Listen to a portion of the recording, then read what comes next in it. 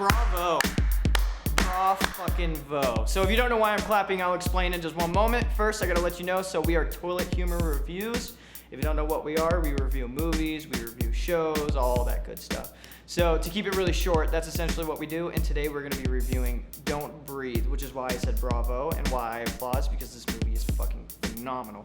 Before I get into the actual review, let me tell you a little bit about it. So the film was directed by Fede Alvarez, who directed the 2013 remake of Sam Raimi's Evil Dead. It's basically what it is it's three kind of urban kids from, I guess, Detroit, all white, by the way, which is a little crazy, but anyways. What it is they start by doing a couple burglaries in rich houses in, I guess, upscale Michigan, and then they hear about a tip-off in the projects of Detroit about a blind Army veteran who could essentially have a stash of money hidden away. So they decide to try and rob him, because, you know, they think it'd be easy, because, well, you know. What the fuck is going on? What's going on? So now that we got that out of the way, we should talk a little bit about the director, who I already mentioned before, Fede Alvarez. He did, like I said, the 2013 remake of The Evil Dead, which is a pretty good film. It's okay, I like it, I think it's pretty good, but this film kind of blows it out of the water. Really, really, really, really, really strong, really well made. I guess one of the first points I should talk about is the amount of, I guess, dolly and tracking shots throughout this whole film. The camera's constantly moving, and it's fucking beautiful. It's really well done.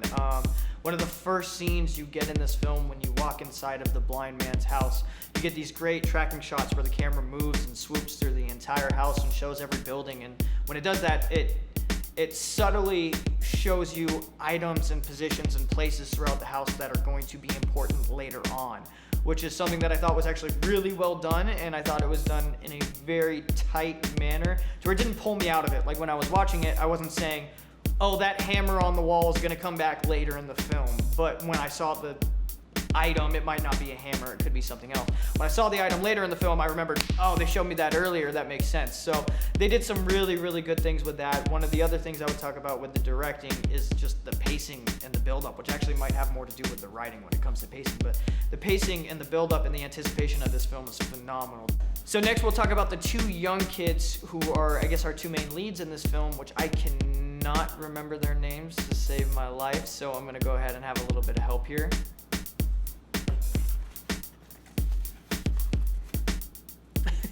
Okay, Dylan Minnette is a young actor who is fantastic in this. I've seen him in multiple films before, but I cannot remember any of them that he's in, but he's really, really, really strong actor. Next. Thank you, Angel. This is Jane Levy? I think that's spelt wrong, but this is Jane Levy, who's really, really, really strong in this film. She actually reminded me of Anya Taylor-Joy a little bit, who was in The Witch. Very, very, very strong actress. She did a really good job. You can go now. Thank you. Other than that, one of the big things I would say is if you're really a horror junkie and you like slashers, don't go to this movie looking for that. This is more of a thriller, more of a little bit of a suspense film. I would recommend it to just about anybody. And if I had to give this a rating on a scale of, I guess, 1 to 5, 1 being complete terrible, and then 5 being fucking awesome, I would probably give it about 4.5 flushes. And then one of those little smelly things that smell really nice at the bottom of a urinal, which sounds really weird because no, I'm not sniffing them directly, but you know, you can smell it when you piss on it and then the aroma kind of flows out. Urinal cake. Yeah, so 4.5 flushes with a urinal cake stepped right on top for the cherry. That's how many fucking flushes we give this film. It's phenomenal. Once again, I recommend you check it out at any time. And yeah, please stick around for our following announcements for Toilet Humor Reviews. Oh, and final thing, thank you GPME for allowing us to use your studio. We fucking love it. Have a good one.